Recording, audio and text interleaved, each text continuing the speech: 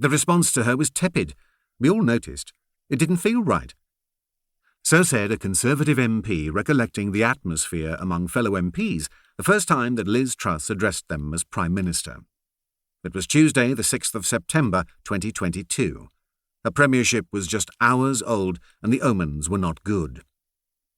When David Cameron came to speak to us after making the deal to form the coalition government in 2010, the MPs cheered ecstatically, recalled another MP. They did so again when Boris Johnson first appeared before us after winning the December 2019 general election. Even when Theresa May first met us after seeing our majority wiped out in the 2017 general election, there was far more enthusiasm than there was for Liz Truss. She must have felt it. Not since 1945 had an incoming Conservative leader been greeted with such little excitement by their MPs. Indeed, it is doubtful if any new Conservative PM since 1832 had ever had such a sceptical reception. What had happened? Many Conservative MPs never accepted the result of the leadership election, explained the MP. They refused to accept that Rishi Sunak had lost. The campaign to unseat Truss started the very day her election was announced. Not all expected Liz Truss to emerge as the successor to Boris Johnson as Prime Minister. Not even she herself. Many Tory MPs and a majority of party members in the country never wanted him to go.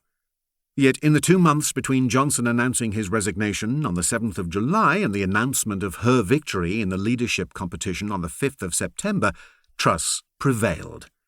In the process, her premiership was holed below the waterline before it even left the harbour.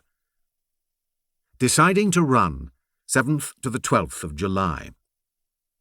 Come back immediately. The atmosphere is worse even than when we last spoke. The mood in the Conservative Party is beyond recovery.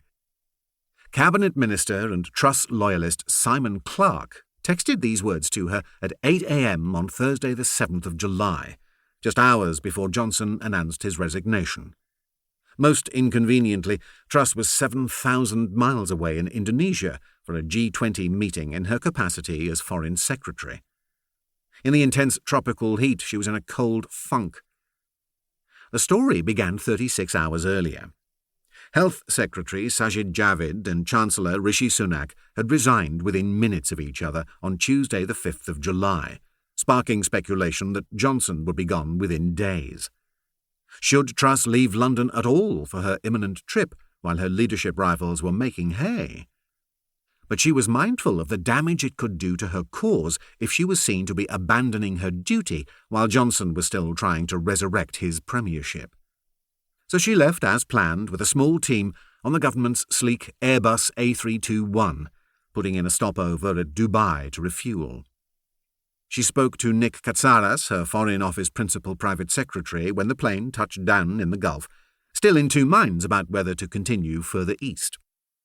Conscious of the positive publicity of her high-profile summit in Bali with Russian Foreign Affairs Minister Sergei Lavrov, given her strong stance on the war in Ukraine, she was torn between duty and the possibility of the premiership.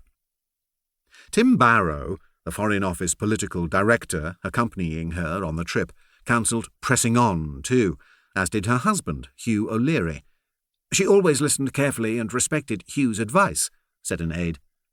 But her close trio of young special advisers, Adam Jones, Jamie Hope and Sophie Jarvis, thought differently after reading The Runes in London.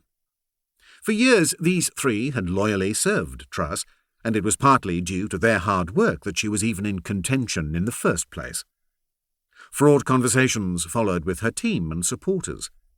She was also talking to her closest ministerial ally, Work and Pensions Secretary Theresa Coffey, and to her potential rival, Defence Secretary Ben Wallace, who said she should stay.